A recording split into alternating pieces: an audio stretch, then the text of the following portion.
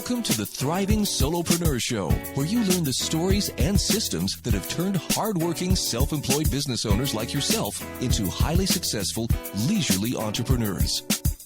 This show is dedicated to those who went into business for themselves because they had an idea or suggestion that ignited their passions to do more, to do it better, and to solve a problem in our community.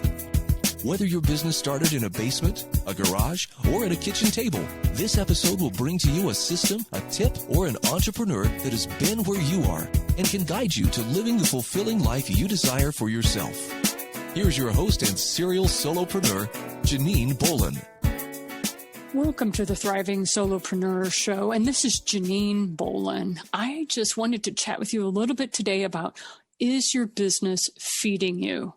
Many times when we first get into business, we go into it for one particular reason, and then things start to go south. We start having bad days.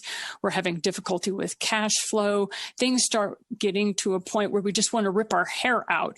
And that's when I like to talk to my clients and say, why are you in business?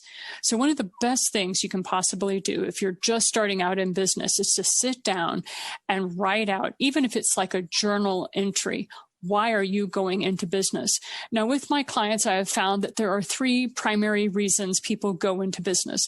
The first one is they have a passion or they have a purpose that is so strong and so inspired, they can't imagine not doing it. Okay. So for some people, they are so passionate about it, they have to give up the day job and they have to go into business for themselves. And we try to work out an exit strategy so that they can do that with financial responsibility.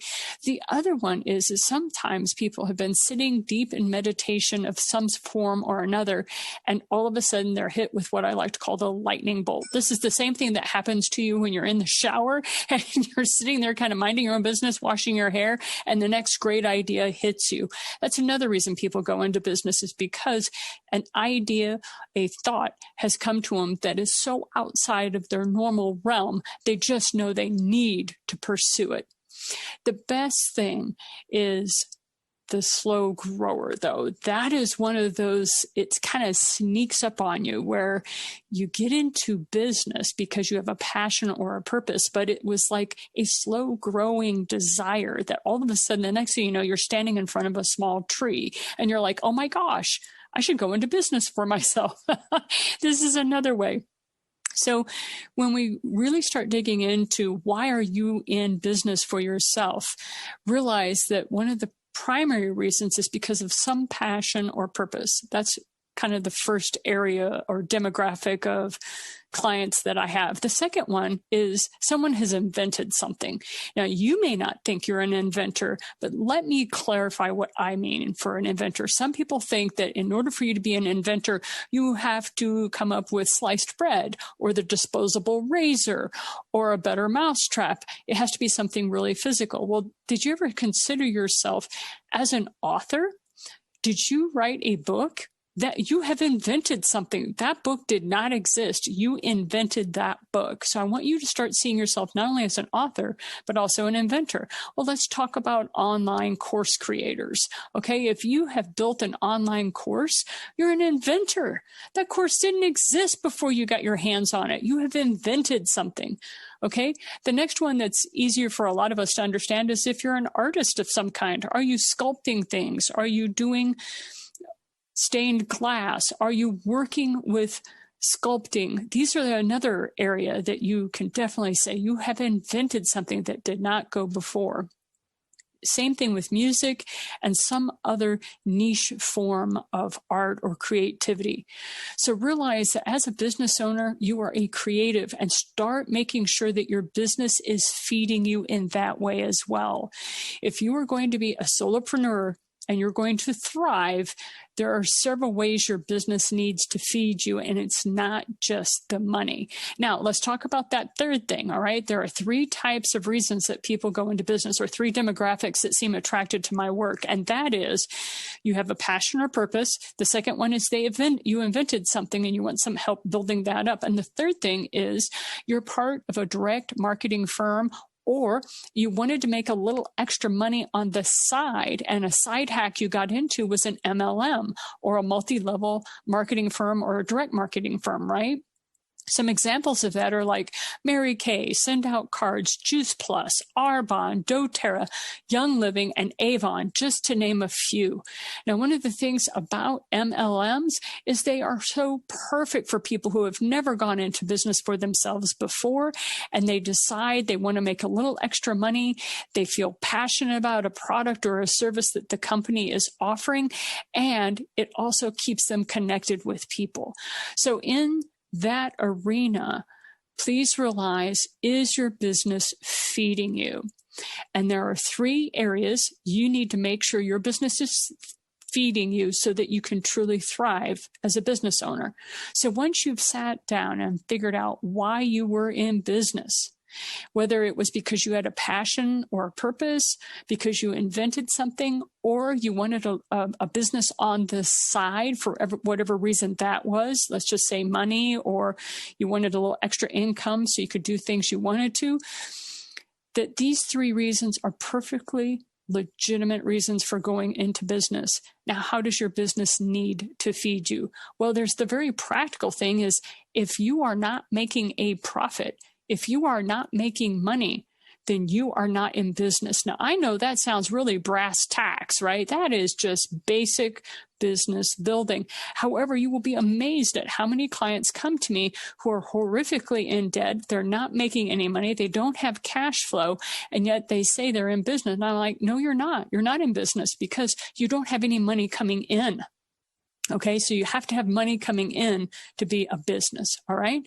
The second thing that is important that your business feeds you is that you bounce out of bed almost every morning ready to go. If you stop being energized and excited by your business, something must change.